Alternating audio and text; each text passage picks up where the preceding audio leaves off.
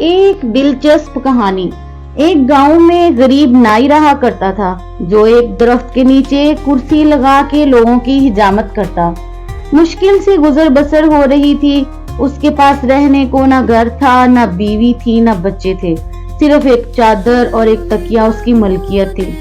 جب رات ہوتی تو وہ ایک بند سکول کے باہر چادر بچھاتا، تکیا رکھتا اور سو جاتا۔ ایک دن صبح کے وقت گاؤں میں سیلاب آ گیا۔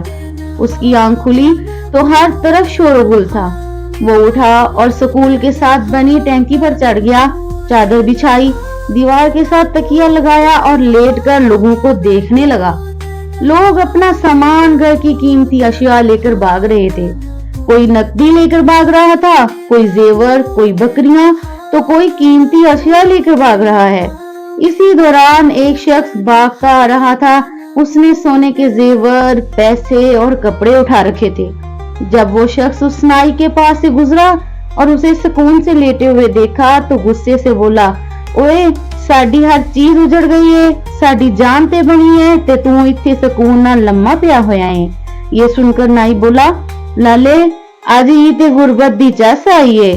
جب میں نے یہ کہانی سنی تو ہنس پڑا، مگر پھر ایک خیال آیا کہ شاید روز محشر کا منظر بھی کچھ ایسا ہی ہوگا، جب تمام انسانوں سے حساب لیا جائے گا۔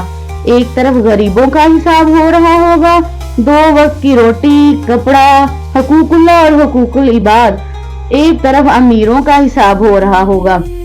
پلازے، دکانیں، فیکٹریاں، گاڑیاں، بنگلے، سونا اور زیورات، ملازم، پیسہ، حلال حرام، عیش و آرام، زکوٰۃ، حقوق اللہ، حقوق العباد، اتنی چیزوں کا حساب کتاب دیتے ہوئے پسینے سے شرابور اور خوف سے تھر تھر کانپ رہے ہوں گے۔ تب شاید اسی نائی کی طرح غریب ان امیروں کو دیکھ رہے ہوں گے، چہرے پر ایک عجیب سا سکون، اور شاید دل ہی دل میں کہہ رہے ہوں گے، آج عید غربت دی چس آئی ہے۔ اللہ تعالیٰ سے دعا ہے کہ ہمیں ہر نعمت کا شکر ادا کرنے کی اور اللہ کی رضا کے مطابق استعمال اور تقسیم کرنے کی توفیق عطا فرمائے۔